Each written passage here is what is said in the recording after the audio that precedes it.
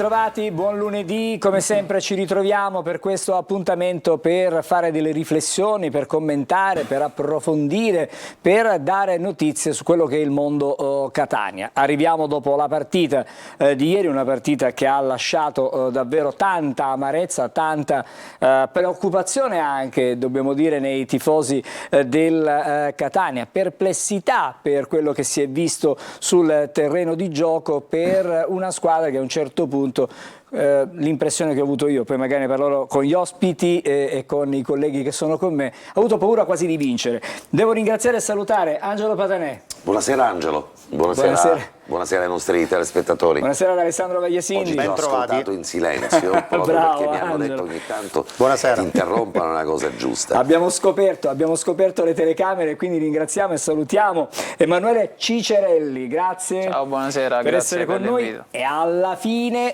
fine, ma non per ultima, The last, perché but the last, così.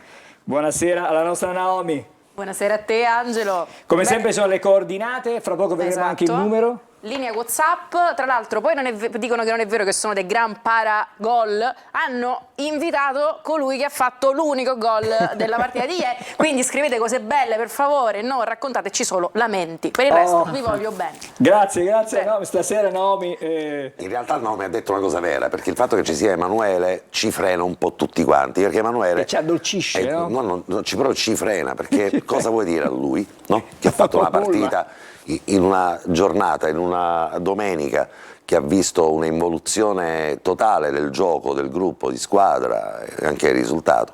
Poi ti trovi di fronte a lui che è stato probabilmente l'unico meteorite positivo di questa squadra. Lo aveva già dimostrato nella mezz'ora, no Emanuele, che avevi giocato a Rimini, quando ci eravamo sentiti, ci siamo fatti un'intervista a fine partita, mi ha detto io ero pronto per giocare, mi ha detto a disposizione della squadra, sono pronto per giocare 90 minuti, lo hai detto, l'hai fatto anche un gol, che se me lo racconti ti prego, perché noi di calcio ne abbiamo visto tanto, anche nelle massime categorie, fortunatamente secondo me il Catania da una vita, però mi ricorda uno dei gol più belli del Catania, è un gol d'altra categoria. Un gol di Mascara. Un gol di Mascara, mi sembrava tanto, è vero? Assolutamente sì. E allora concordo. Allora, fra poco noi... Ce lo facciamo raccontare questo gol, perché ha fatto una cosa bellissima. Ma dobbiamo anche vedere questo gol. E allora va bene, lo facciamo così. Raccontare quando poi ci sono vediamo il film anche della partita e poi... Adesso facciamo vedere il film della partita ci tuffiamo e poi su tutto il resto. ci tuffiamo. Vediamo nel montaggio di Francesco Gigante quella che è la nostra copertina di oggi.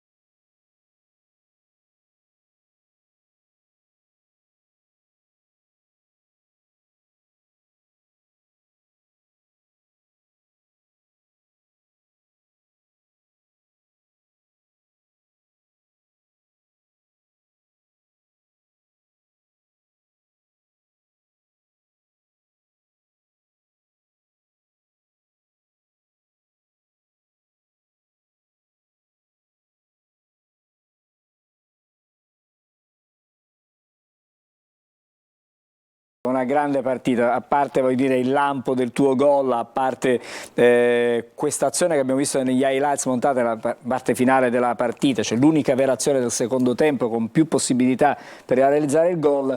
A un certo punto però l'impressione che ho avuto io personalmente, poi magari potrò essere smentito, che questa squadra già entrando in campo avesse paura di vincere la partita. Diciamo che tra primo e secondo tempo è cambiato troppo, secondo me, appunto, dal punto di vista dell'approccio, perché il primo tempo siamo entrati consapevoli di quello che stavamo facendo, che la partita insomma andava indirizzata subito con appunto un atteggiamento positivo, l'abbiamo fatto, siamo passati in vantaggio, poi abbiamo fatto comunque bene fino al 45esimo e poi abbiamo avuto un calo all'inizio del secondo tempo che non possiamo permetterci ovviamente, e dopo l'espulsione magari abbiamo un po' abbassato l'attenzione perché non so, magari abbiamo pensato di averla già vinta e invece non ti regala nulla nessuno, quindi una disattenzione chiama l'altra, abbiamo concesso troppo e poi è arrivato il pareggio e loro comunque hanno fatto sforzi notevoli per arrivare al pareggio, poi si sono abbassati e abbiamo ripreso un po' il pallino del gioco, ma abbiamo fatto anche fatica a creare occasioni nitide alla fine, tranne quella di Pietro che è stato sfortunato, ha salvato il difensore sulla linea e poi ha preso il palo e niente, quindi c'è rammarico e delusione perché dopo una partenza del genere il risultato che non accontenta nessuno, fondamentalmente non ci serviva un altro tipo di risultato, ecco, per rimanere in quella scia di positività che avevamo intrapreso col Brindisi. Il cambiamento in negativo, hai sottolineato, tra primo e secondo tempo. Tra primo e secondo tempo c'è un intervallo.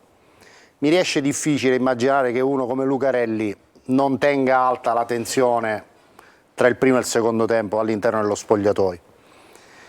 Quindi cos'è quello che abbiamo visto nel secondo tempo? Frutto del surplus di fatica della partita di Rimini, in qualche modo senso di pressione che si avverte quando giocate in casa, visto che quest'anno le vittorie interne sono pochissime rispetto al numero di partite disputate, oppure merito del Monopoli?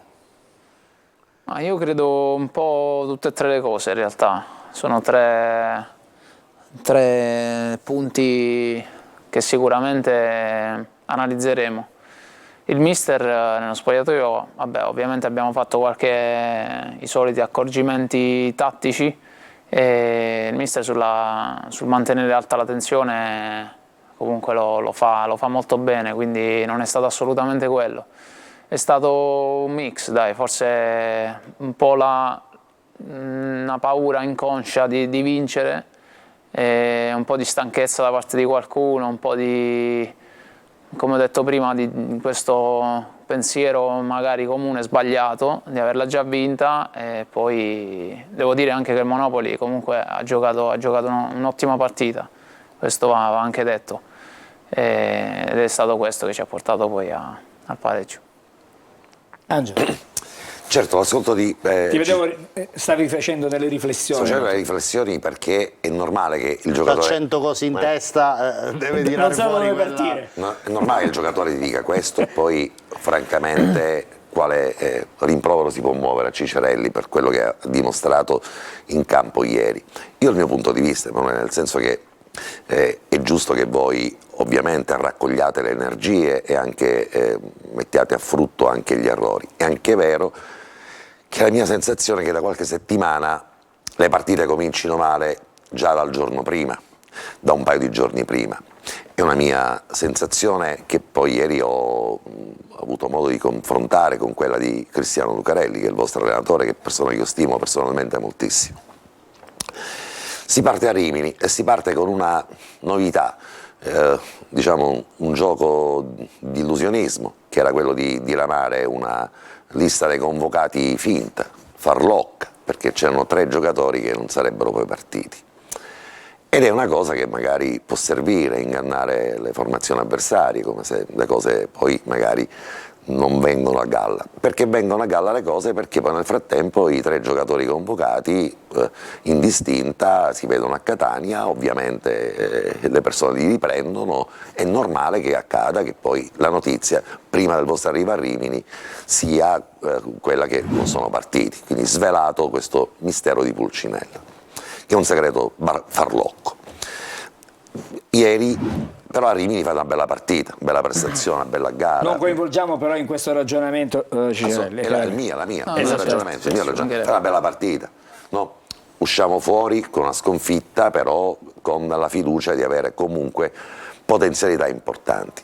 E si arriva al Monopoli. Monopoli non è il Rimini, non è una partita nodale, perché Rimini-Catania, Catania-Rimini sono le partite centrali sulle quali giustamente vi state concentrando, e si parte ancora una volta con un piede sbagliato, ancora una volta così, un segreto di Pulcinella, cioè non diramare la lista dei convocati per fare così, non so, una ripicca a qualcosa, a qualcuno, non ovviamente voi giocatori.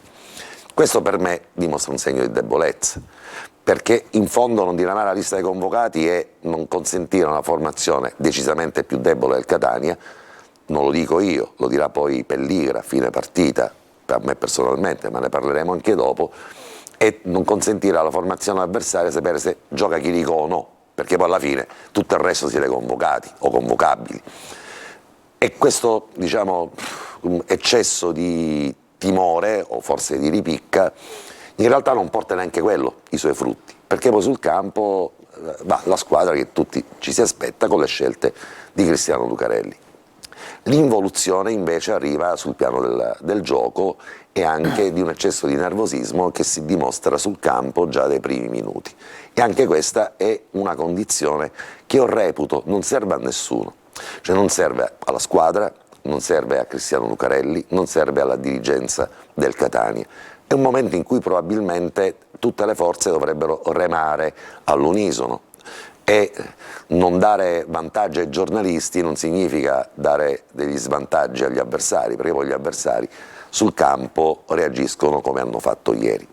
La partita di ieri è un po' il sintomo di questo malessere che spero, ma è una mia considerazione, cessi nel più breve tempo possibile, concentrandosi invece tutte quante le energie sulla squadra, sul gruppo, su voi giocatori, che avete in questo momento bisogno di due cose: uno, di non avere più alibi, perché alibi non ne dovete avere più, non ne dovete cercare più, soprattutto per chi ha esperienza, carattere, carisma e anche numeri sul curriculum. Alibi non li devono avere gli allenatori, i tecnici, e soprattutto cercare di ricompattare quell'ambiente ultra favorevole che non può portare a una squadra ad avere paura di vincere al Massimino, perché 17.000 spettatori, no?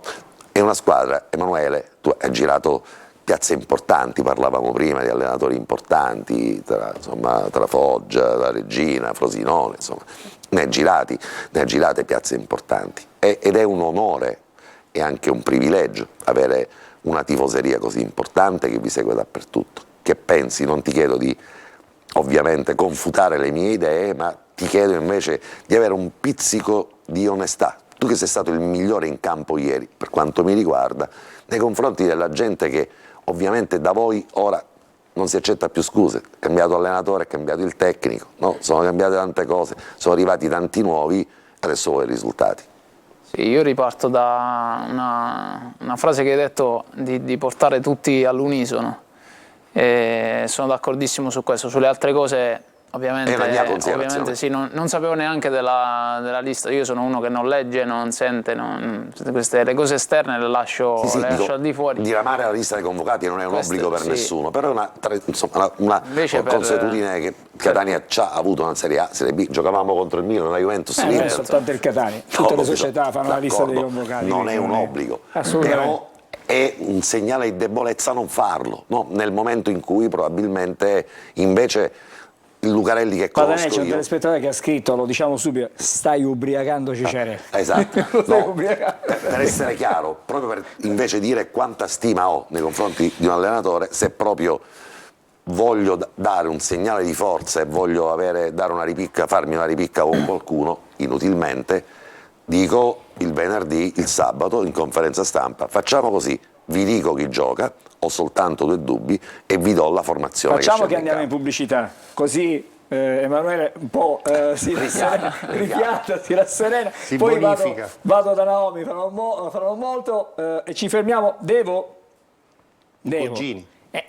lo devo fare dopo la pubblicità. Vabbè, ormai lo Facciamolo, dai. facciamolo subito. Andiamo dai cugini, dai, che stasera li abbiamo un po' trascurati perché Patane ha fatto un monologo praticamente che è durato. Scusate, vorrei capire quanto dura l'editoriale di stasera di Patane.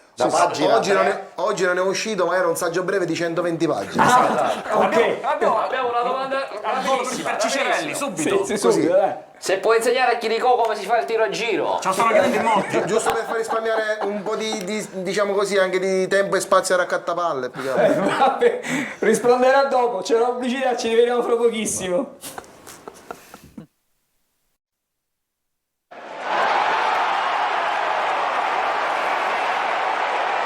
Le promesse sono promesse, vado subito da Naomi per i primi messaggi. 250 messaggi. No, vabbè, Non trovate pace a casa e lo capisco, deve essere stata una notte insonne e difficile. Scrive Nino da Catania: chiedo e non mi do pace. Come una squadra ridotta in 10 si è riuscita a chiuderci in aria fino ad ottenere il meritato pareggio. Non dovevano essere loro a perdere la testa piuttosto che noi, così come ha detto Lucarelli? Semu a Mari, se tutto va bene. Buonasera dottori, ho sempre difeso il mister dicendo che sa leggere le partite, ma ieri ha toppato. In vantaggio di un uomo fa uscire 2 attaccanti titolari contemporaneamente, non si sa chi ha giocato a calcio, lo sa. Corrado, curva sud. Ora non avete più scuse. Non faciti Sibiari o Zusaru. Picchi, Vinni, Manna, Zappari, Chiana a tutti pari. Tino, Gaetano e Salvo Tribuna B.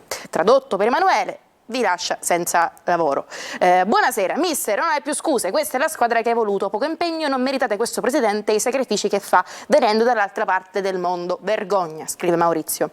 Buonasera, domanda per Alessandro Vagliasindi. Per quanto riguarda il portiere, ci sono novità? Furlan domani rescinde, potrebbe essere un nome. Ultimo giorno di mercato, possiamo aspettarci una sorpresa? Artistico? Grazie. Qualche domanda? Donnarumma del Padova non è più un obiettivo, lo abbiamo detto oggi in anteprima corner. Furlan credo che si sia lasciato molto male con Lucarelli nell'ultima esperienza in rosso-azzurro, quindi se c'è Lucarelli a Catania, Furlan non credo proprio possa essere il portiere del Catania, quindi il Catania sarà sicuramente su altri profili, su altri obiettivi.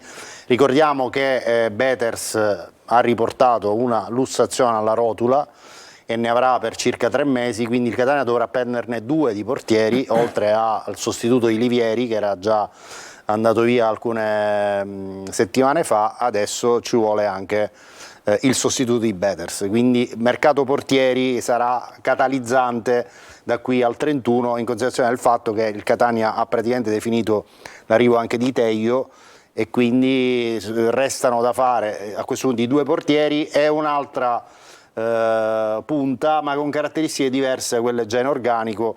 Si guarda soprattutto a una seconda punta, ecco, un tipo di giocatore, per capirci, alla De Luca, ma più gollifero, più prolifico rispetto a quello che aveva fatto finora De Luca in rosso-azzurro. Allora io direi di andare di nuovo a ieri, sì. E vorrei sentire 2 stralci di intervista che ha fatto Lucarelli ad Angelo Patanè proprio nella giornata di ieri, ma sono stralci brevissimi. Ci facciamo 2 ragionamenti. E facciamo alcuni ragionamenti. Intanto partiamo con il primo segmento dell'intervista di Lucarelli. Tanto le notizie le avete uguali, avete tutti i vostri informatori, quindi ho chiesto di non diramare i convocati perché tanto avete modo di averli comunque, quindi credo che il problema lo aggirate facilmente.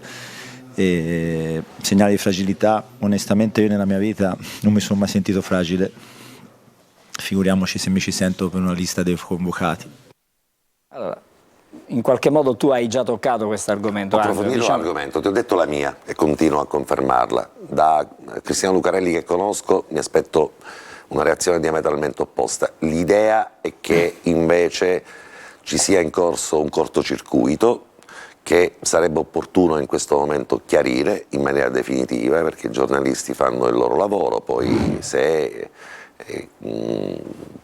ci arrabbiamo perché siamo nel mondo dei social, perché attraverso i social arrivano le fotografie di Chiricò piuttosto che di Patanè, piuttosto che di Vagliasindi, no? Io che salto sul pullman del Catania a Rimini e mi riprendono, è normale che non me la posso poi prendere con i social. Ma tu non devi saltare però sul pullman. Però i tifosi lo sanno E però non me la posso prendere poi se pubblicamente metto nelle condizioni di poter andare a veicolare delle notizie. Reputo che sia fondamentale, perché una dirigenza importante come quella del Catania, che si candida ad essere così importante, non può iniziare ad operare un braccio di ferro inutile, no? Che diventerebbe poi tra l'altro poco costruttivo per l'uno e per gli altri. Questo è il mio punto di vista, non so Alessandro cosa ne pensi. Sicuramente oggi il calcio professionistico si curano anche i dettagli, quindi la strategia a volte ti porta a mascherare determinate situazioni interne per non dare vantaggi agli avversari. Alessandro, ma lo fanno anche le grandi società, cioè i grandi club, assolutamente attenzione. Sì. Pare che questo, per capire l'innesco di questo cortocircuito, pare che la notizia di Celli indisponibile a Rimini abbia indotto l'allenatore del Rimini a cambiare sistema di gioco rispetto a quello che aveva provato il giorno prima della partita.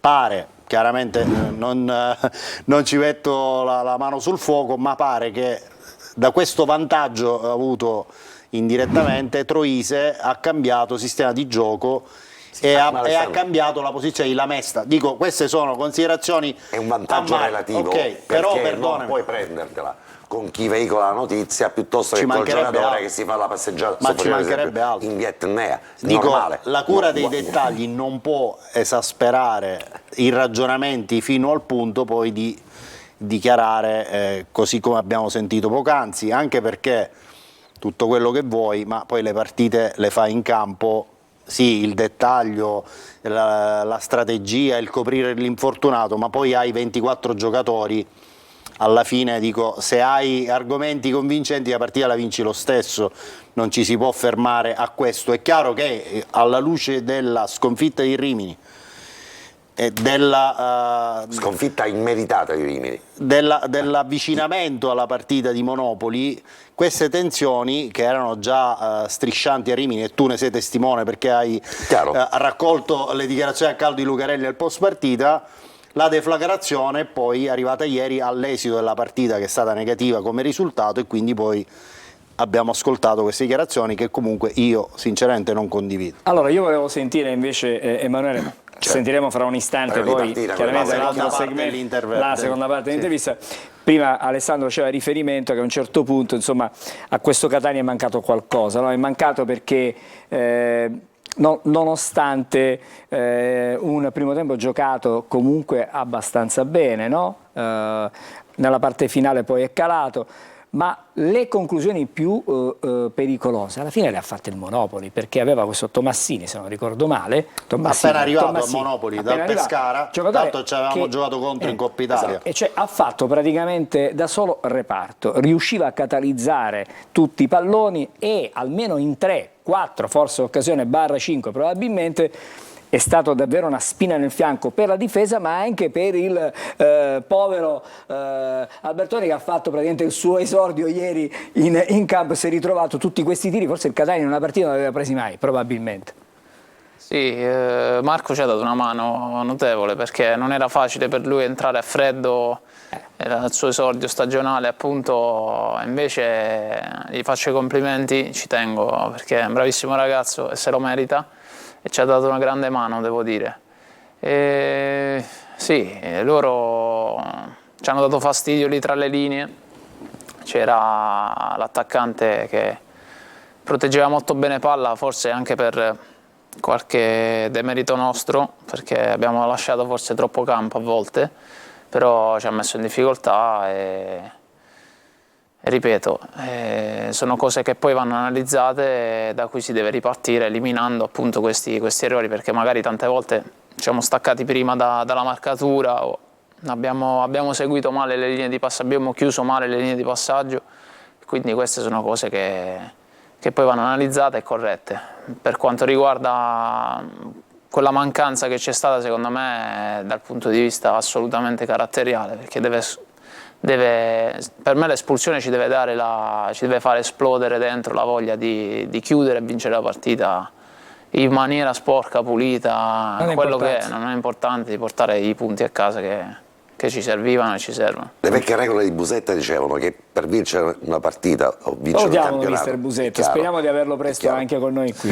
che ci vuole un bell'asse centrale, no? Basta che tu hai disegnato sul campo un bell'asse centrale che probabilmente qualunque squadra avrà difficoltà a confrontarsi con te. Ieri l'asse centrale del Monopoli è parso sicuramente più forte di quello del Catania, no? Perché ieri hanno fatto partita Bizzotto, lì che era al centro della linea difensiva, lì ha fatto una buona partita lì in mezzo, Borrello e Tomasini, cioè, è disegnato il centrale difensivo, in mezzo al centrocampo hanno dominato, noi di contro proprio lì in mezzo abbiamo fatto acqua un po' da tutte le parti, cioè quell'impianto che andava al centrale difensivo fino al reparto di centrocampo, fino al terzo davanti alla linea degli attaccanti, lì probabilmente abbiamo consegnato la partita agli avversari. Che pensi, Emanuele? Sì, sono d'accordo sul fatto che comunque siamo andati in difficoltà soprattutto nella parte centrale, perché come ho detto prima, anche se l'avevamo preparata bene, cioè sapevamo che i loro esterni erano più che altro trequartisti, quindi magari dovevamo specchiare meglio, chiudere meglio le linee di passaggio là davanti alla difesa. E poi una cosa che secondo me fa molto la differenza, soprattutto in questo campionato, sono le seconde palle. Comunque quando si lancia la palla, loro l'hanno fatto parecchie volte, noi anche. Al primo tempo ci arrivavamo spesso prima noi, mentre nel secondo tempo troppe volte ci sono arrivati loro. Quindi poi, tra l'altro, il gol loro è proprio una seconda, anzi una terza o una quarta palla, perché ci sono stati un po' di rimpalli e appunto anche questo va migliorato assolutamente. Manuele, una cosa insomma abbastanza particolare e per certi versi strana. Ieri in campo contemporaneamente tu e Mino Chiricò, due attaccanti di Carmine e Costantino che sostanzialmente non hanno mai tirato in porta. Cosa c'è di strano? Cioè avere due rifornitori pregevoli quali siete tu e Chiricò e non riuscire a mettere i due attaccanti nelle condizioni di tirare in porta. Lo chiedo non per sottolineare un demerito tuo o di Chiricò, ma per capire com'è possibile.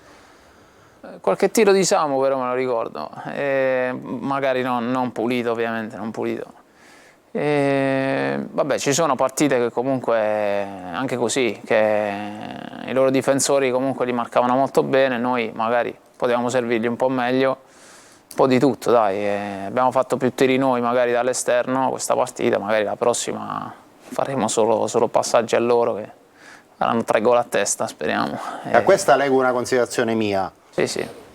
ma chiaramente col senno di poi e del risultato, ma può darsi anche che questo assetto a trazione anteriore con te, Chiricò, Di Carmi e Costantino sia stata una scelta un po' troppo ambiziosa per quella che era la condizione generale della squadra. Voglio dire, magari te li gestisci in maniera diversa nell'arco della partita, non partendo con tutti e 4 insieme, ma facendo delle scelte progressive.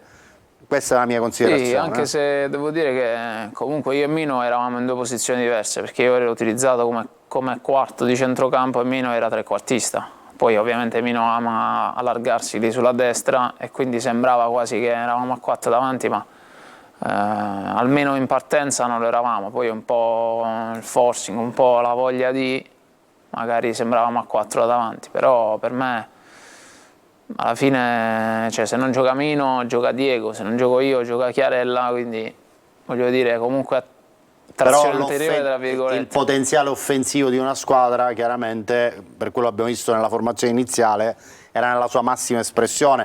Peralta non è offensivo quanto può essere Chiricò piuttosto che Chiarella anziché te, ok, cioè, io ho avuto la sensazione che sia stato un sparare tutte le cartucce subito e poi magari sei arrivato vicino alla preda e non sei riuscita a colpirla. No, per me, cioè, ci può stare rispetto ovviamente alla tua opinione, però ripeto, la partita l'abbiamo preparata bene, anche secondo me la formazione era ben messa in campo. La cosa che è mancata è sempre quella. Un passaggio da Naomi per sì. sentire i nostri amici da casa che stasera sono particolarmente attivi con i messaggi.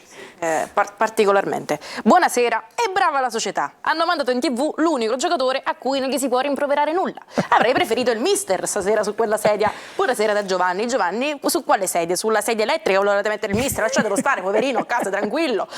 C'era a Coverciano oggi Lucarelli. Ecco, beato lui. Vista la stanchezza della squadra, perché la società non porta tutti in ritiro? Concordo, portateli in ritiro, veniamo anche noi, ci riposiamo, qua stacchiamo, corni, che ho la brandina qui sotto, non se ne può più.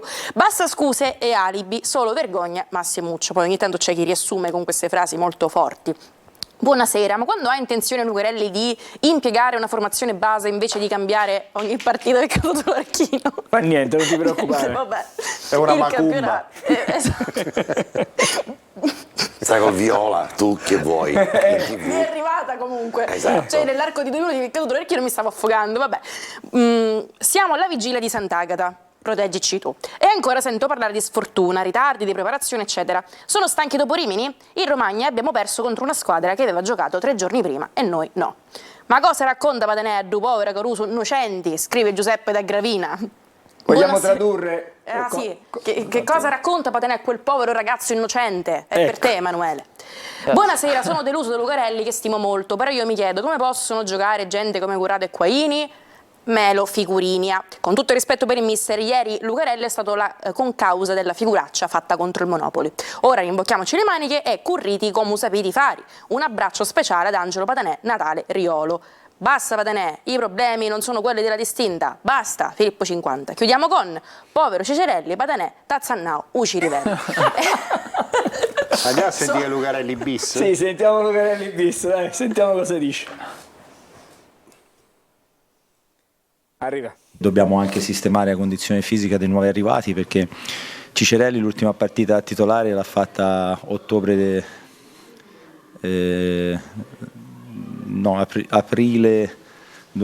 marzo 2023, l'ultima partita titolare. Anche altri giocatori sapevamo che potevano avere. Nana Welbeck l'ultima partita titolare l'ha fatta addirittura a dicembre 2022, quindi sicuramente sappiamo che dobbiamo aspettare, anche se non è che abbiamo troppo tempo, ma dobbiamo aspettare che chiuda il mercato, che si incominci a lavorare con tutti gli effettivi e soprattutto che si migliori la condizione fisica, perché sono arrivati tanti giocatori che magari ancora non sono al top, e poi i nostri giocatori, quelli che abbiamo, che dobbiamo gestire in una certa maniera per evitare che si infortunino costantemente. Adesso chi interviene?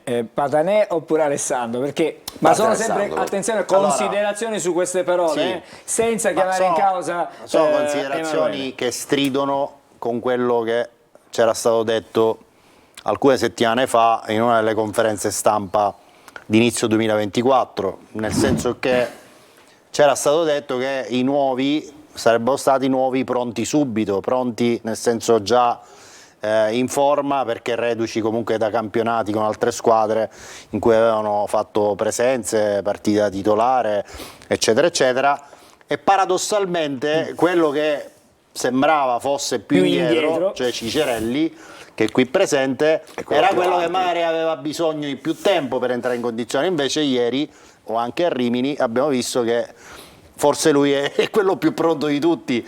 Non so cosa ci dici in proposito, è una domanda un po' spinosa. Mi ha già risposto però a Rimini, quindi in tempi non sospetti non può cambiare. No, io alla fine ero tranquillo perché mi sono allenato, comunque mi sono allenato sempre, questi mesi sono stati particolari, difficili, ma mi allenavo quasi 3 volte al giorno, quindi quasi ossessionato da farmi trovare più pronto possibile dopo. E ha pagato, perché comunque sono arrivato, mi sono reso conto che stavo abbastanza bene. Ovviamente la partita ti aiuta a ritrovare il ritmo partita, perché è completamente diverso, è uno sforzo completamente diverso dall'allenamento, e sono contento che comunque non ci ho messo tantissimo ieri ho fatto tutta la partita, quindi non ci ho messo tantissimo ad arrivare a stare bene completamente. Fra poco Poi c'è ci la sono- rassegna sì, stampa, poi ci attenzione sono dei anche- cugini. Poi ci sono anche gli aspetti che sono ovviamente strettamente soggettivi e personali Certo. del bagaglio di ogni calciatore. Quando un giocatore è bravo tecnicamente riesce ovviamente a mascherare, nel senso buono del sopperire, termine, no? quello che magari può essere un piccolo deficit di condizione, perché con la giocata, con insomma, la visione perimetrale del campo risolve tanti problemi. Stavo pensando una cosa, Alessandro, che ci siamo detti prima di andare in onda. Tanti anni fa c'era qui un signore che era amministratore delegato del Catania, che era Pietro Lo Monaco, e quando le cose andavano male diceva sempre una cosa che ci ritorna ancora in mente: prendetevela con me, noi ho le spalle larghe, lasciate la squadra Tranquilla. tranquilla.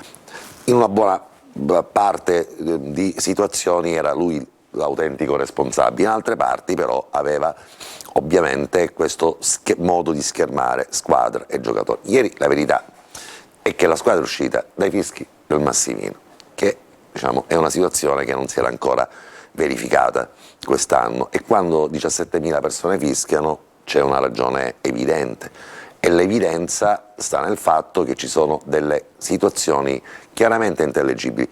Cicerelli, girati dall'altro lato, c'è Naomi che è una bella ragazza, non chiedo il tuo assenso. Uno è la situazione legata a Chiricò, indisponente dai primi minuti di partita. Lo dico chiaramente, è strano che un allenatore come Cristiano Lucarelli nella società non l'abbia un po' raddrizzato, perché dopo 4 minuti, parlo io che sono un sostenitore di Chiricò, ho sempre detto che è un giocatore che potrebbe rappresentare un valore aggiunto se gestito. 4 minuti di partita manda a quel paese i compagni di squadra perché non hanno raggiunto il pallone che ha lanciato lui sbagliando di qualche metro. E questa è una situazione intollerabile, no? Perché questo nervosismo aumenta, e soprattutto l'equivoco tattico, stavolta provocato diciamo da Lucarelli, di averlo messo in una condizione di campo che probabilmente non è quella che lui ama e che preferisce. Lucarelli aveva cominciato bene questo approccio a Catania, giocando le partite così come le sapeva fare, inserendo un sistema di gioco che era ormai diventato quello che lo aveva un po' portato anche ad avere dei risultati importanti nelle prime giornate di campionato. Ha iniziato invece a stravolgere, cercando di voler inserire alcuni giocatori e magari riprenderli. È anche vero che le dichiarazioni in ordine al deficit di preparazione alla squadra stridono anche con la formazione che ha mandato in campo, perché dei nuovi ieri, se non ricordo male, c'erano in campo soltanto tre. Su distinta e iniziale. allora, siccome le chiacchiere stanno a zero, come diceva sempre in maniera neomelodica e insomma quasi drammatica, proprio lo stesso Lo Monaco, proprio per evocarlo, già che ce l'ho, quasi Mario Merolante, quando diceva queste cose: chiacchiere stanno a zero e i risultati sono davanti agli occhi di tutti. Il Monopoli ieri, la squadra decisamente più era più in palla, più motivata, forma aveva del più Catania, fame, aveva più è fame. sicuramente una squadra tecnicamente almeno 3 spanne sotto il Catania. Tant'è vero che a fine partita, vi confido, non è un segreto e quindi non è stata una confessione che dico pubblicamente, ma è stato un confronto aperto come quello che abbiamo sempre avuto con una società che, devo essere sincero, ha sempre messo le condizioni noi giornalisti di lavorare bene. Lo dico nei confronti di Grella, ci ha sempre mandato i giocatori, ha sempre comunque aperto una finestra di dialogo, e anche ieri lo stesso presidente a fine partita erano andati via tutti, Angelo. Ed è rimasto allo stadio. È rimasto allo stadio, erano le 11:30, avevo finito l'intervista con Lucarelli, ero risalito su e incontro proprio Ross Pelligra, col quale quasi ci confrontiamo, abbiamo tutti e due uno sguardo assente, e Pelligra mi fa: abbiamo speso tanti soldi, stiamo continuando a spendere tanti soldi e non è possibile che questi risultati non arrivino.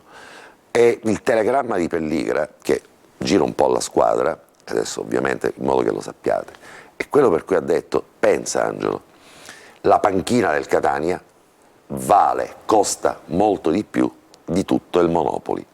E questo Ma tutto il Monopoli, compreso anche le giovanili? Di tutto compreso il tutto? No, di tutta la squadra del Monopoli, la nostra panchina Angelo, mi è costata di più. Per questo motivo, se 17.000 persone vi fischiano, utilizzo il è perché si sono accorti di una situazione che evidentemente rischia il cortocircuito. È anche vero, e ti faccio una domanda, Finalmente. ma è vero che vi allenate? Aggiungo io, scusami Platanè. È vero che vi allenate ancora al Cibalino, al campo ridotto, e quindi potete fare pochi allenamenti nel campo regolamentare?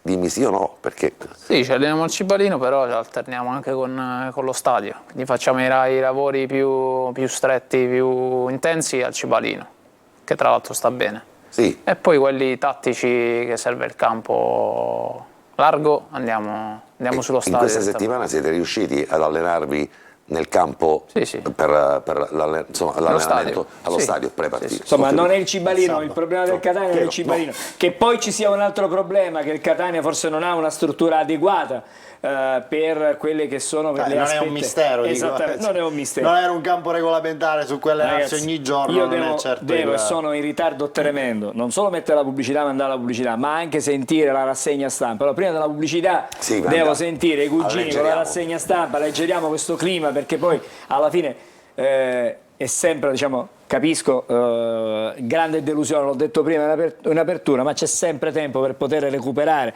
c'è sempre tempo, non dico per fare quello che magari è impossibile. La classifica è impietosa. La classifica è impietosa. C'è un 28 febbraio che è lì, che richiama l'attenzione. Allora, andiamo dai cugini e così magari un po' di sorriso dopo tanto... Di Auditel, secondo i quali l'intervento di Patanè è durato 7 minuti e 28, ma i minuti percepiti sono stati 28 e 10. Sei sicuro che ci vuoi prima del tassativo? Pubblicità, vabbè. Allora facciamo una cosa, facciamo la pubblicità, perché ho capito che anche voi forse siete un po' lunghi. Facciamo la pubblicità dopo.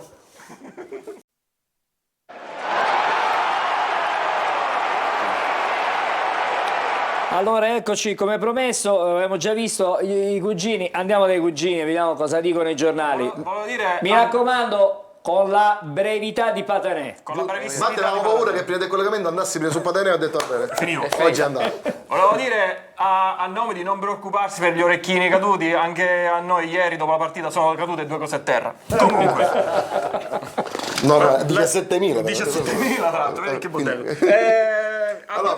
Partiamo subito con il chianghiere dello sport, nella testata, che intitola Pari col Monopoli? Ma che gioco stiamo giocando? Il Catania sciorina la solita prestazione priva di mordente risultato. Lucarelli analizza tatticamente la gara coi pugliesi. Il mister ha le idee chiare sui cambi. Prima ha messo 5 in avanti che andavano dietro, poi ha messo 5 dietro che andavano avanti e così viceversa. Allora la gente pensa, ma quelli c'hanno un nome in più? Invece no, perché mentre i 5 vanno avanti, gli altri 5 vanno indietro. E durante questa confusione generale la squadra avversaria avrà pensato, oh, e che cosa sta succedendo? Non si capisce niente. Esatto. Speriamo che Lucarelli come dire Cambi idea. cambi idea, esatto. Soprattutto non cambi modulo, perché comunque l'allenatore del Monopoli Taurino, sono arrabbiatissimo contro l'arbitro, no, contro i miei stessi giocatori, contro un Catania in quella condizione mentale potevamo benissimo vincere ed invece sono accontentati del pari come dei polli.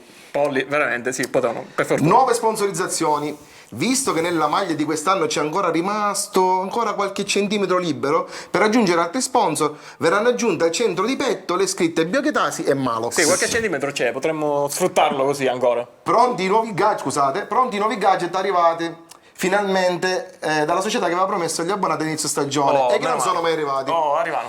Saranno degli eleganti e glamour sacchetti per espulsioni gastriche da utilizzare durante certe prestazioni. Ci sta da riempire tutto lo stadio. Attimi di paura per Chirico. Che è successo? Il fantasista è stato colto da una sincope. Termine scientifico a Copao. Però momentaneo. Sì. Momentaneo. Dopo aver passato involontariamente la palla anziché rientrare e tirare a giro verso la curva. I valori sono poi rientrati nella norma dopo il sesto tentativo andato a vuoto. Meno male, siamo preoccupati. Passiamo adesso al resto del librino. Al resto del librino che quest'oggi ha sede in Viale Moncada 17. Esatto. Sì. Salutiamo Orazio Cannavò a proposito. Razio. Ha una sede itinerante? Sì. Cambia. Abbiamo tanti amici a Libriano, quindi itinera. Ok. Che intitola Pieni Polmoni? Allora, il resto del librino intitola Pieni Polmoni. L'aria senza anima. Titolo cocciantesco. Il Catania riesce nell'impresa di non vincere manco con la terz'ultima in classifica. Spatti in vantaggio di un gol e di un uomo. I campi non cambiano, anzi sdirubano. L'allenatore ammisca le catte e pisca il 2 di oro, di coppe e di mazze quando la briscola a spade. Arreta la squadra di 10 metri e si fa un buppettare. Siamo di nuovo alle solite.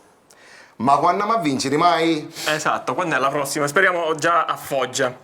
Lucarelli, le carte scoperte e gli spifferi, tornando al discorso di Patanè che c'è proprio... Esatto. Il mister ha introdotto le contromisure per migliorare la situazione. In primis ha iscritto tutti i componenti della società e dello staff ad un torneo di briscola tattica. Dei famosi tornei di briscola per imparare a non scoprire le carte. In secundis ha chiamato una para di Mastri per infozzare gli infissi perché appare il suo, più che spifferi sta già se non sciavendo. Esatto, passiamo adesso al debutto di Albertoni, finalmente grande debutto Albertoni. davvero emozionante. Devo ringraziare i compagni di squadra per aver messo a mia disposizione aiuto, sostegno, ma soprattutto accappatoio, mutande, quasette e shampoo. Il portiere infatti era così tranquillo che non si aveva buttato manco un bossone era presso. Va bene ragazzi. Anche oggi ne dico con il resto del librino regalo il libro di Tomasi di Lampedusa e Gattopardo, famosissimo. Esatto. Nel libro vi è sottolineato grande quanto una casa la frase: se vogliamo che tutto rimanga com'è, bisogna che tutto cambi. E chiudiamo con la chiosa del direttore Pittera: come può taglionare uno sconforto del genere? Abbiamo una domanda come sempre per il nostro ospite, per Manuele Cicirelli. Ci scrive Monia da Guidonia, originaria dell'Estonia ma residente in via Martiri di Cefalone, che chiede a Cicirelli: in estate Vincent Grella ha dichiarato che avrebbe preso esterni offensivi che avrebbero fatto alzare dalle sedie. Al momento hanno fatto alzare i tifosi dalle sedie per ieri Sinito Stadio. Riuscirai a cambiare questo trend? Dai Emanuele. Confidiamo in te, Emanuele. Lo spero.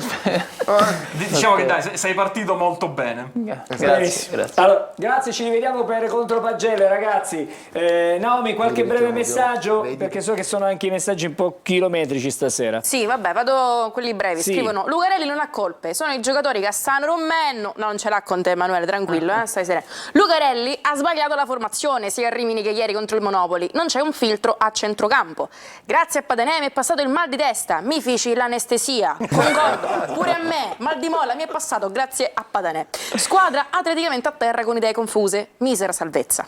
Io dico, non ci sono più giocatori come Spinesi e Mascara. Buonasera, chiedo allo studio in termini percentuali che speranza di vincere il Catania contro il Rimini, grazie. 50%. 50%.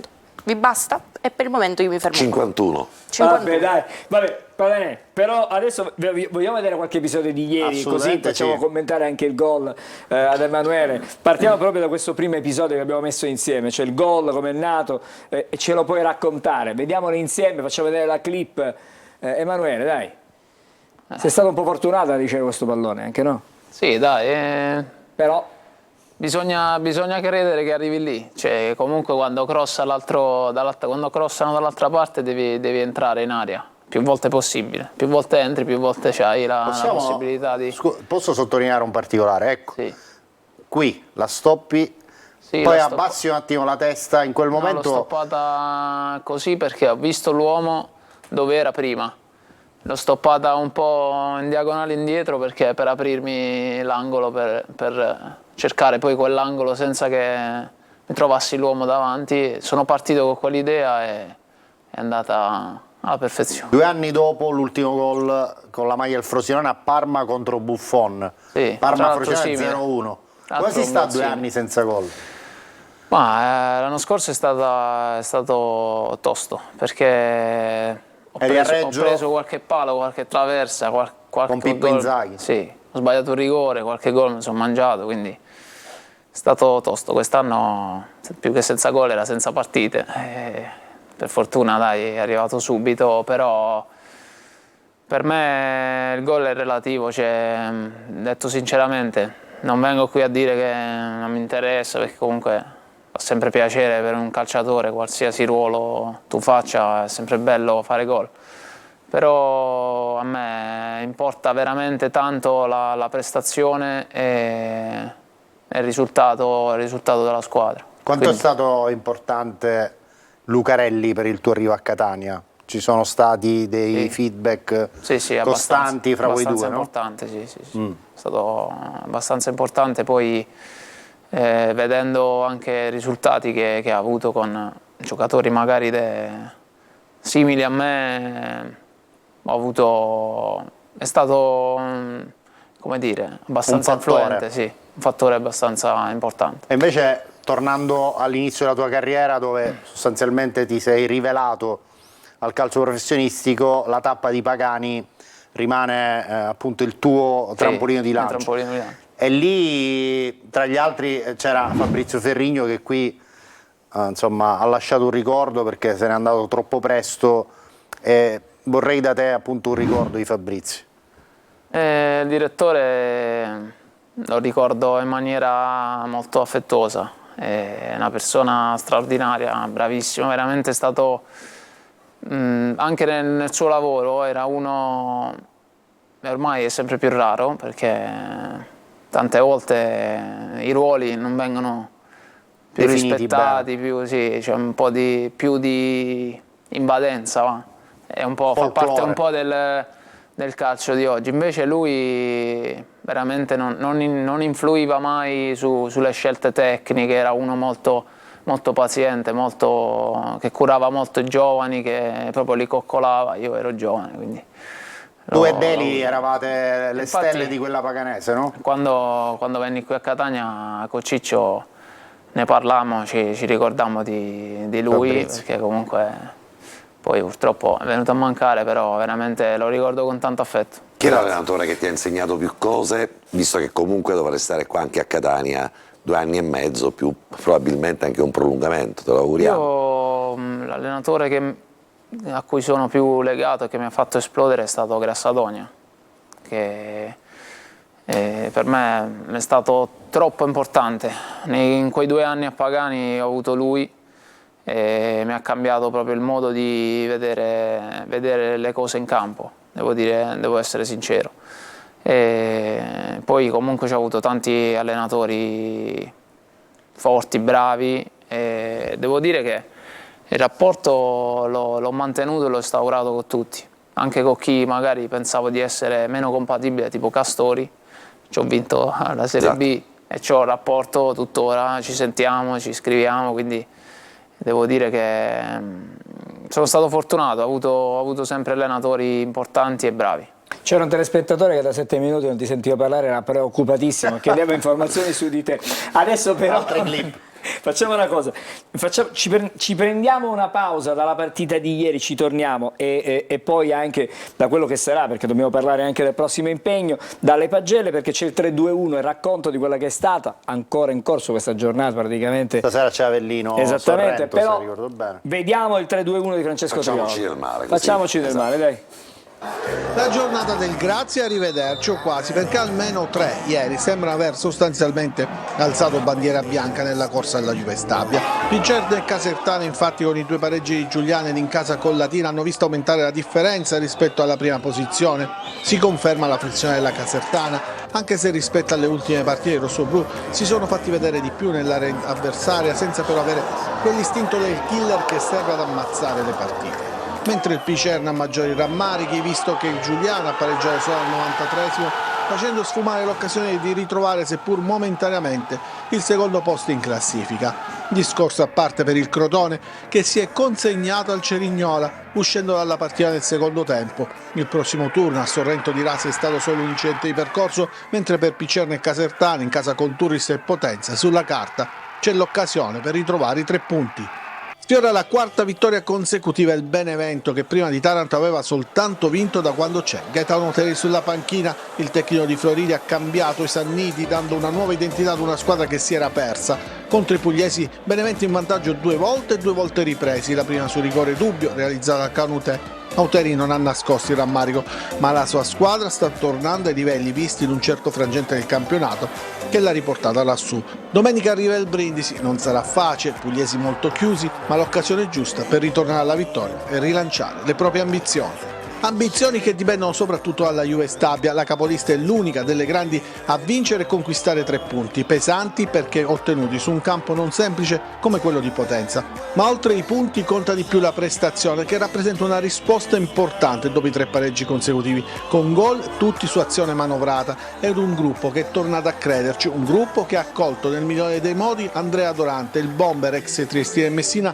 arrivato nel mercato invernale e ha realizzato una doppietta mettendosi da subito al centro del progetto della Juve Stabia.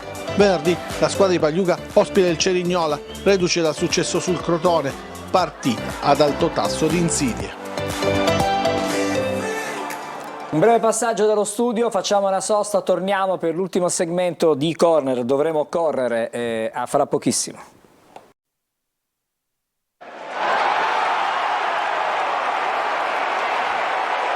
Allora ricominciamo e ripartiamo dalle pagelle. Alessandro, andiamo da Naomi. Andiamo da Naomi, quindi leggiamo le pagelle di Vagliasindi, partendo come sempre con l'aiuto della regia con il migliore, che oggi è proprio lui. Emanuele Cicerelli, voto 7. Vagliasindi scrive: effervescente naturale è l'unica bevanda che riesce a dissetare l'arida manovra offensiva.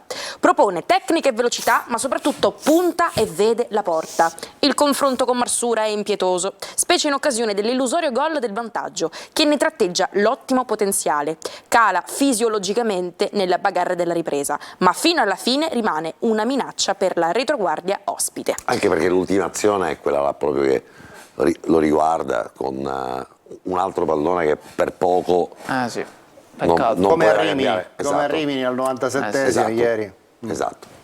Adesso andiamo al campetto e vediamo il voto che Vagliasindi ha dato a Lucarelli. Un bel 4,5. Passando in porta, Beters senza voto per i pochi minuti giocati, Albertoni voto 6,5, poi Curado voto 5, Contec 4,5, Castellini 6, a Buà 6,5, Zammarini 4,5, 4,5 anche per Quaini, 7 per Cecerelli, 4,5 per Chiricò, 5 per Di Carmine, 5,5 per Cianci, 5 per Costantino, 5,5 per Welbeck, insomma un attacco mezza squadra praticamente rimandata, bocciatissimo. Più di mezza squadra rimandata, Siamo... Era l'idea che abbiamo detto, di cui ho parlato prima, non ci eravamo messi d'accordo con Alessandro, quei 4,5 che stanno tutti lì in mezzo e raccontano. Se Lucarelli dice abbiamo meritato i fischi, insomma, c'è poco mi da pare c'è poco da onesto difendere, anche. no? Allora abbiamo visto L'unica precisazione, Sì, Angelo, sì. se posso. Certo.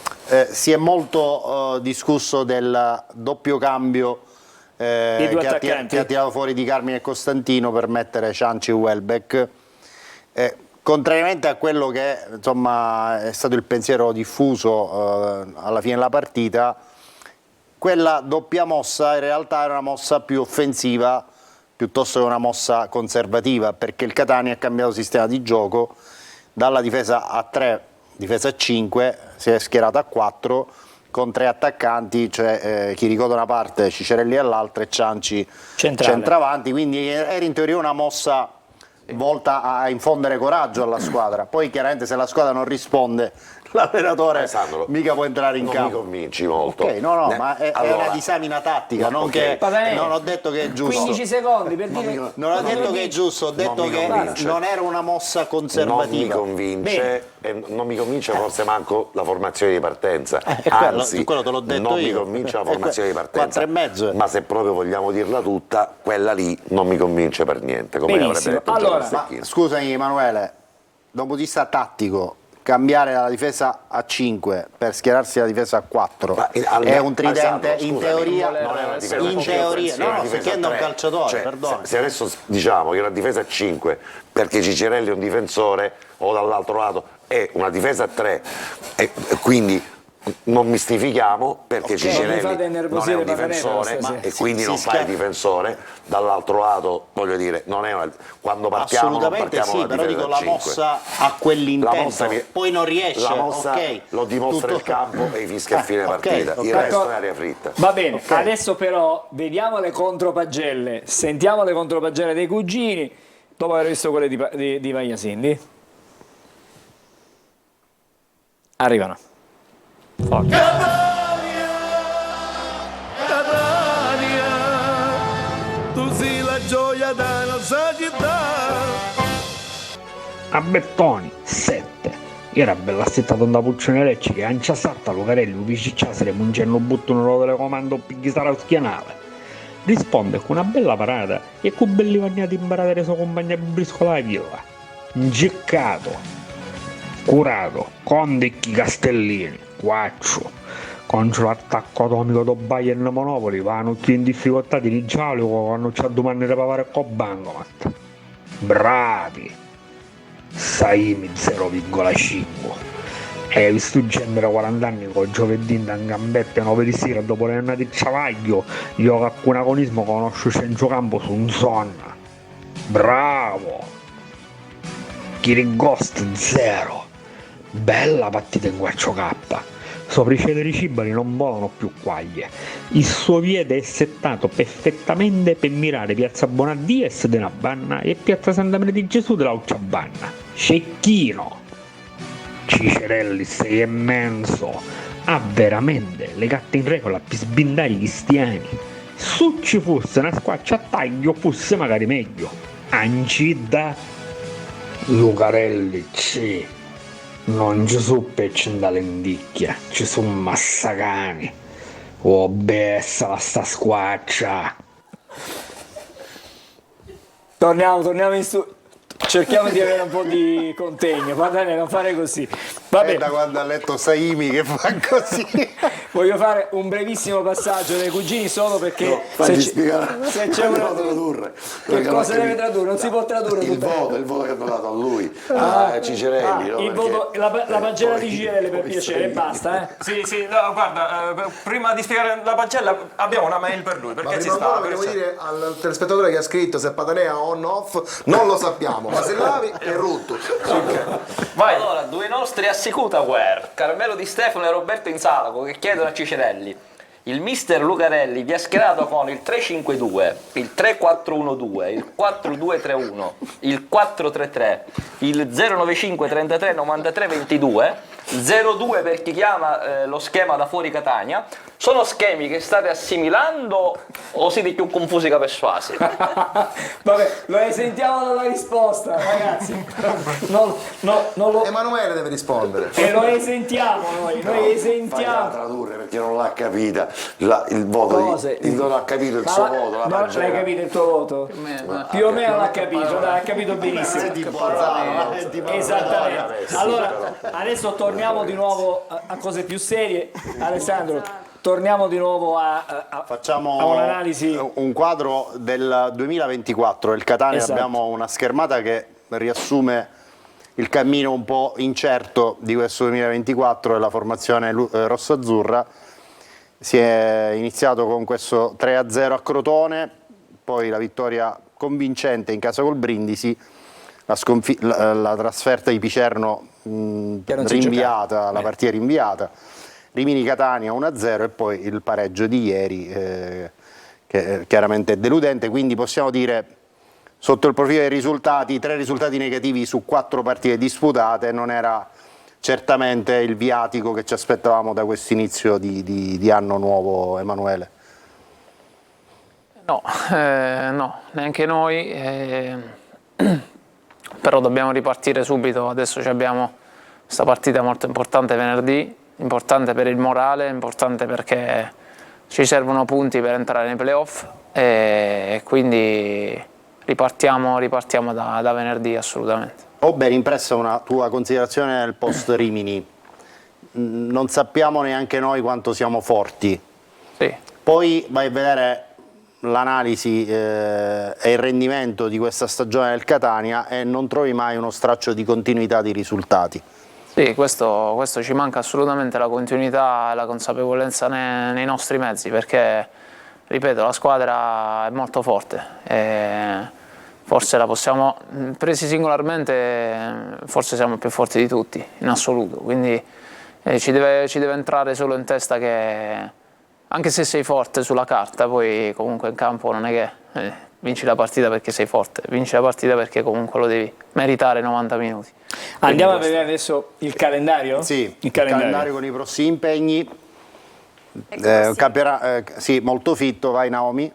Iniziamo da venerdì 2 febbraio alle 20:45 si gioca Foggia-Catania, martedì 6 febbraio alle 14 Picerno-Catania, domenica 11 febbraio alle 16:15 Catania-Casertana, mercoledì 14 febbraio ore 18:30 c'è Latina-Catania, mentre domenica 18 febbraio alle 20:45 Catania-Juve Stabia. Ti puoi fare la brandina, no?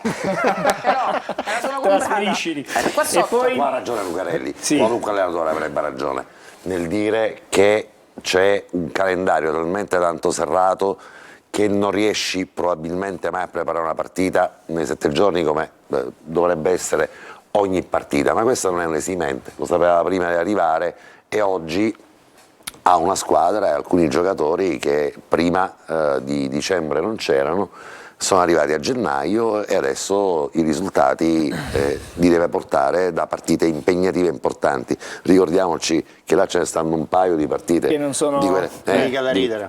Allora, vediamo adesso il prossimo avversario, così poi ci concentriamo negli ultimi minuti sul mercato. Sì. A proposito, il prossimo avversario che è il Foggia, squadra che ha avuto un rendimento interno ultimamente negativo ma complessivamente positivo, perché le sconfitte sono arrivate a fila nelle ultime 3 uscite con Monterosi, Taranto, no, col Monterosi in realtà aveva vinto, comunque le sconfitte sono con Latina, Taranto e Avellino, le ultime 2 consecutive.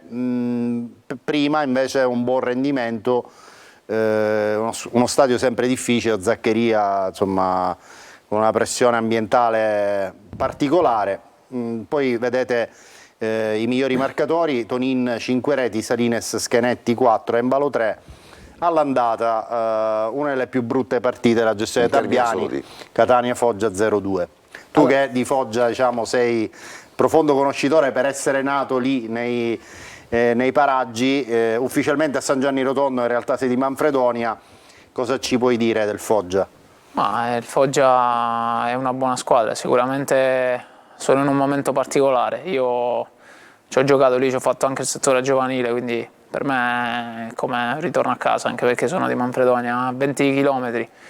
E so che tipo di pressione loro stanno vivendo, perché sicuramente è una situazione difficile, perché è una piazza calda, comunque pretenziosa, giustamente.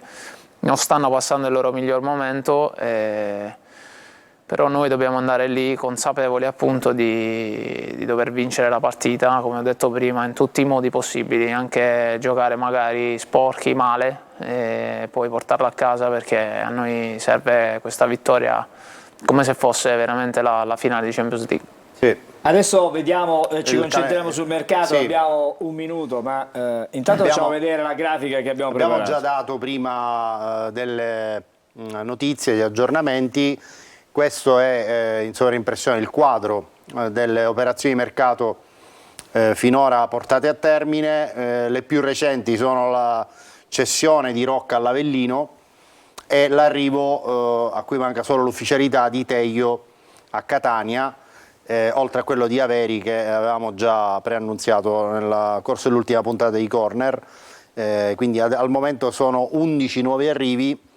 E ancora nella casella obiettivi, vedete, restano aperti 3 possibili arrivi, che sono i 2 portieri e un altro attaccante con caratteristiche più da seconda punta, fermo restando che bisogna liberare altri slot per equilibrare le uscite con le entrate, per mantenere chiudere poi la lista, la lista a 24 unità. Giorni, sì, tanto due giorni per fare cessioni. Esatto, ma soprattutto per fare cessioni devi piazzare necessariamente giocatori come Mazzotta, devi cercare di piazzare giocatori come Marsura, che sono comunque un impegno economico. Questo per tornare un po' al ragionamento che ha fatto Pelligra e per sconfessare quelli che, insomma, potevano essere state le idee di qualcuno che pensava che questa squadra era costata soltanto un paio di milioni di euro. Tanti soldi, e tanti ne sta spendendo, perché sono tutti contratti ovviamente onerosi, da 2 anni e mezzo, e quindi che prospettano una squadra